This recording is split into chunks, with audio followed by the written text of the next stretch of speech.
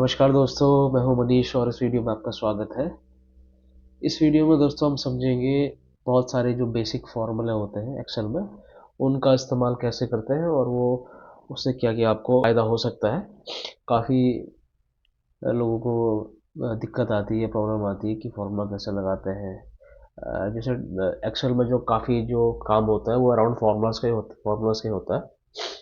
तो जैसे बहुत सारे फार्मूले होते हैं कि बेसिक फार्मूले जो है, जैसे सम, अगर हमें हमारे पास कुछ डेटा सेट है, तो हमें बोल दिया जाता है कि इनका सम निकालो या फिर टोटल निकालो। और कुछ कहते हैं कि एवरेज निकालो, या फिर एवरेज कैसे निकाल सकते हैं हम। तो ये एक यूज़ केस है। ये मेरे पास जो डेटा सेट, अगर आप मेरी स्क्रीन देख पा रहे होंगे, तो मेरे पास एक ये बेसिक सा डेटा सेट है जिसमें कि काफ़ी सारे कॉलम है। और ये एक स्टूडेंट का डेटा सेट है। तो ये डेटा सेट मैंने इसलिए लिया है ताकि लोगों को, जो बिगनर्स हैं या फिर जिनको कुछ थोड़ा बहुत डाउट है कैसे फॉर्मूला यूज़ करते हैं, वो इस आसानी से यहाँ से समझ सकते हैं। तो ये एक स्टूडेंट्स के अराउंड एक डेटा सेट है जिसमें रोल नंबर एक कॉलम है, नेम है, ये सब्जेक्ट है मैथ, साइंस, इंग्लिश और टोटल मार्क्स। ये सब मैं रिमूव कर देता हूँ, ये अब मैं समझाने के लिए आपको बताऊंगा।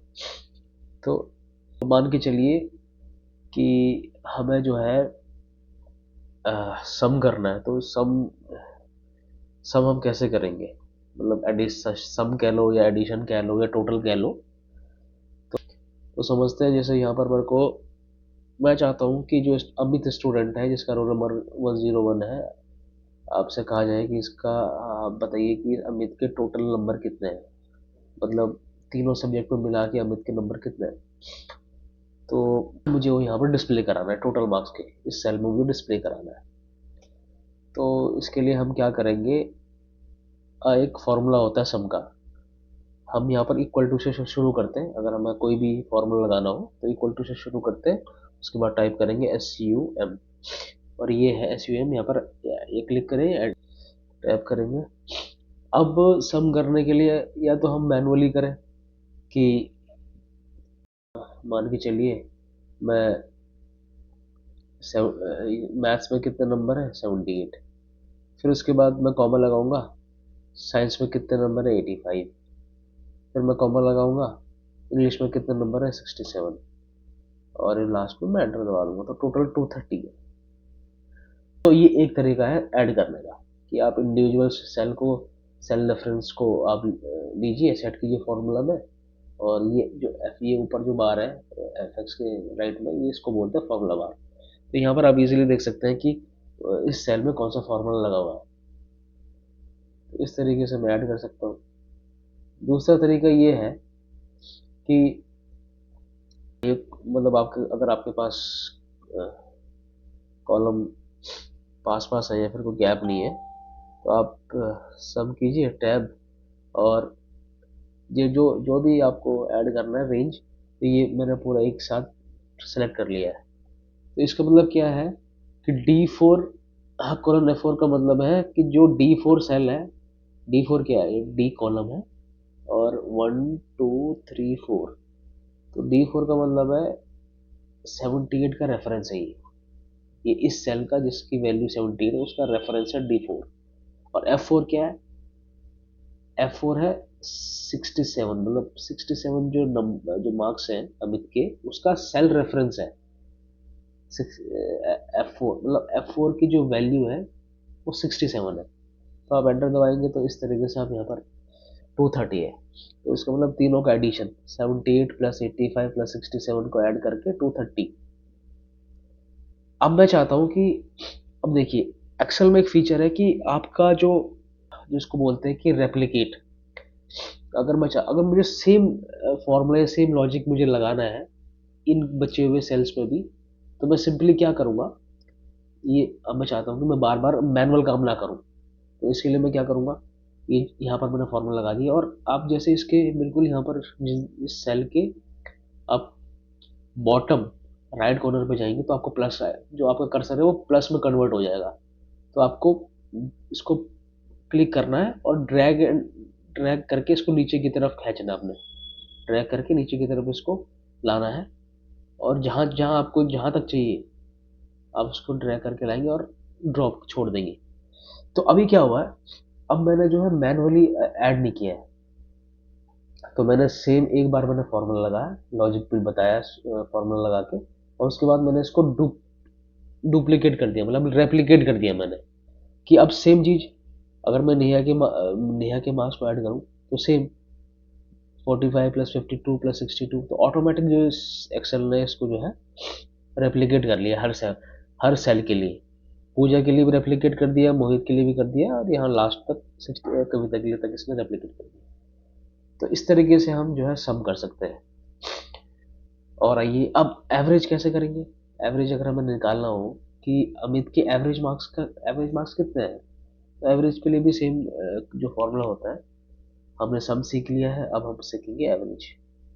तो एवरेज क्या है, अब मैं चाहता हूँ कि सेम इक्वल टू लगाऊं और एवरेज एवरेज लिखूं टैब, और मैं चाहता हूँ कि अमित के तीनों सब्जेक्ट के एवरेज मार्क्स बता दीजिए, और उसके बाद मैं एंटर कर दूँ। तो एवरेज इसने निकाली 76.66, इसका एवरेज है। तो इस तरीके से मैं एवरेज निकाल सकता हूँ। तो सेम इस सेल का बॉटम बॉटम राइट कॉर्नर पे जाऊंगा, प्लस आइकन आएगा, उसको मैं नीचे ड्रैग करूंगा। मतलब आपको माउस से क्लिक करके ड्रैग करना है, तो ऑटोमेटिक ही ऐसा हो जाएगा। तो इस तरीके से मैंने एवरेज मार्क्स निकाल दिए। अब मैं चाहता हूँ कि मैक्सिमम मार्क्स निकालें, मतलब मैं ये पता करना चाहता हूँ, नेक्स्ट जो मेरा यूज़ केस है, मैं पता करना चाहता हूँ कि आप मुझे हाईएस्ट मार्क्स बता दीजिए कि अमित के हाईएस्ट मार्क्स कौन से सब, मतलब हाईएस्ट मार्क्स क्या है। तो मैं ये बताना चाहता हूँ कि ठीक है, हाईएस्ट के लिए एक फॉर्मूला होता है, इक्वल टू लगाएंगे मैक्स, टैब दबाएंगे, अब सेम किस रेंज आपको बतानी है और एंटर दबाना है। तो ऐसी सेम एज इट इज, तो इसमें इसने बता दिया है मैक्सिमम मार्क्स जो है अमित के 85 है। उसके बाद रेप्लिकेट कर दूंगा, तो मैं सेम ये बता देगा, सेम लॉजिक पे ये बिल्ड कर देगा।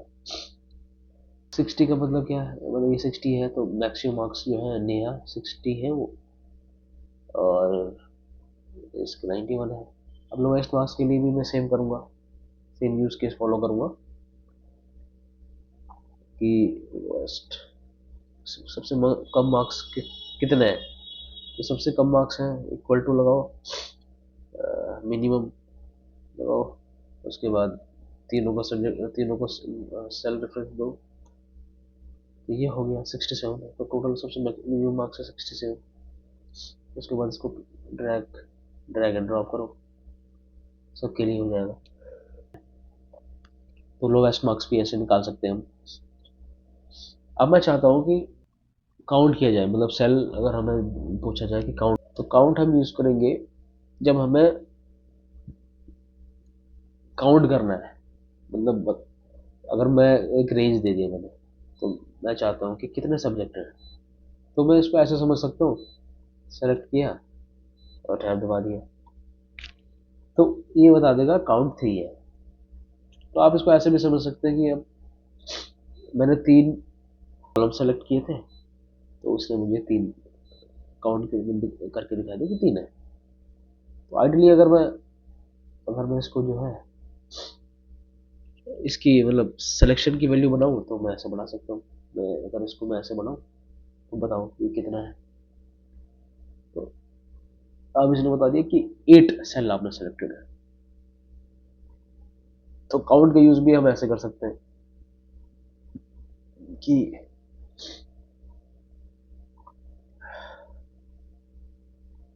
ठीक है, तो अभी तो मैं फिलहाल, क्योंकि यहाँ पे आइडियली 3 आएगा, तो मैं वो आपको पता होना चाहिए कि ठीक है 3 ही सब्जेक्ट है, तो हर केस में वो 3 ही शो होगा। अगर मैं उसको ड्रैग ड्रैग करके नीचे ड्रॉप करूँ, तो वो 3 दिखाएगा, क्योंकि 3 ही सब्जेक्ट है, तो मैं काउंट को फॉर्मूला से समझ सकता हूँ। एप्लीकेशन पे आपको ध्यान रखना होगा कि बेसिक अगर आपको क्लियर है कि फॉर्मूला कैसे काम कर रहा है, उसका प्रैक्टिकल कैसे हम कर रहे हैं, कैसे उस फॉर्मूला को यूटिलाइज कर रहे हैं, और उससे हम क्या अचीव करना चाहते हैं, अगर ये आपको क्लियर है, तो आप आसानी से कुछ भी, कितना ही बड़ा डेटा सेट हो, कितना ही कॉम्प्लिकेटेड डेटा सेट हो,